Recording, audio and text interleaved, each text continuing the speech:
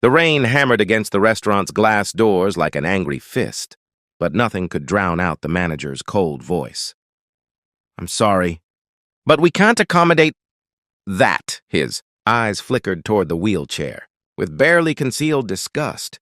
In that moment, as water pooled at his feet and his daughter's hand tightened around his, Marcus Chen made a choice that would change everything. He didn't know the woman in the wheelchair.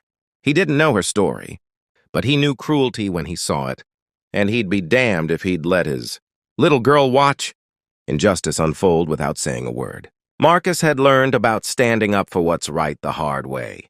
2 years ago, his wife Sarah had walked out, leaving him with a mortgage, a struggling bookkeeping business, and 6-year-old Emma, who still asked why mommy didn't love them anymore. Every day was a tightrope walk between being enough parent, enough provider, enough of everything for a little girl who deserved the world.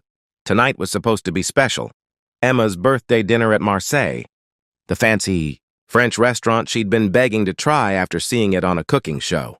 He'd saved for 3 months, and the reservation had taken weeks to secure. But now, standing in the restaurant's elegant foyer, with its crystal chandeliers and marble floors, Marcus couldn't take his eyes off the scene unfolding before him. A woman in her late 50s sat in a motorized wheelchair, rain dripping from her silver hair onto an expensive-looking navy blazer. Her companion, a younger woman who appeared to be a caregiver, stood helplessly beside her, arguing with the manager. "We have a reservation," the caregiver insisted, showing her phone screen. 7 o'clock. Eleanor Hartwick, party of 2. The manager, a thin man with a pencil mustache that belonged in a villain's playbook, didn't even glance at the phone. "I'm afraid there's been a misunderstanding. Our establishment isn't equipped for wheelchairs. The aisles are too narrow, and we can't risk other guests' safety or dining experience." "Safety?" The caregiver's voice rose. "Mrs. Hartwick has eaten at Michelin-starred restaurants across 3 continents. I assure you she knows how to navigate." "Nevertheless," the manager's tone sharpened, "we reserve the right to refuse service. Perhaps you'd be more comfortable at the diner down the street. I hear they have ramps."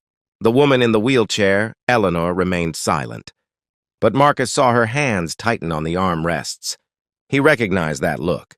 It was the same expression Emma wore when kids at school said mean things about her having only a daddy, not a mommy and daddy like normal families. It was the face of someone swallowing humiliation, trying to maintain dignity when the world insisted on taking it away. Emma tugged his sleeve. "Dad, that's not fair. You said everyone deserves kindness." Marcus had said that. He'd said it 100 times, trying to explain why her mother leaving wasn't Emma's fault, why some people made bad choices, why they had to keep being good even when the world wasn't. Now his daughter was watching, to see if those were just words. He stepped forward, his heart pounding. "Excuse me, but I think there's been a mistake." The manager turned, irritation flickering across his face. "Sir, this doesn't concern you. Please wait your turn." "Actually, it does concern me." Marcus kept his voice steady, though his pulse raced. "See, my daughter and I have a reservation too, and if you're refusing service to this lady because of her wheelchair, then we have a problem. Because the Americans with Disabilities Act pretty clearly states that public accommodations can't discriminate based on disability. And unless every table in there is bolted to the floor with exactly 18 inches between them, which I doubt, I'm betting you can accommodate her just fine."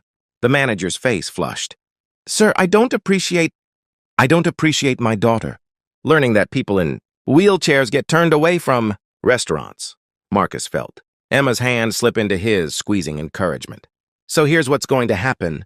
You're going to seat Mrs. Hartwick and her companion at a nice table. If you don't have room for both our parties, you can give our reservation to them. We'll go to that diner you mentioned." "Marcus, no!" Emma whispered urgently. "It's my birthday." He squeezed her hand back, looking down into those wide brown eyes that were so much like his own.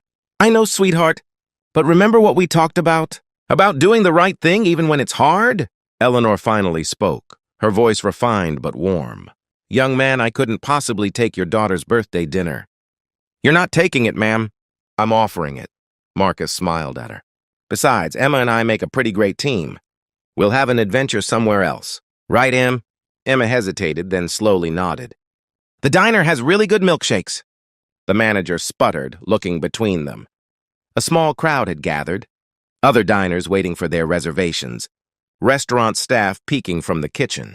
Marcus could see the calculation happening behind the man's eyes. A scene was forming, and scenes were bad for business. That won't be necessary, a new voice interjected. A woman in chef's whites emerged from the back, her expression thunderous. Jacques, my office, now. She turned to Eleanor with genuine warmth. Mrs. Hartwick, I'm Chef Marie Laurent. I apologize profusely for this disgraceful behavior.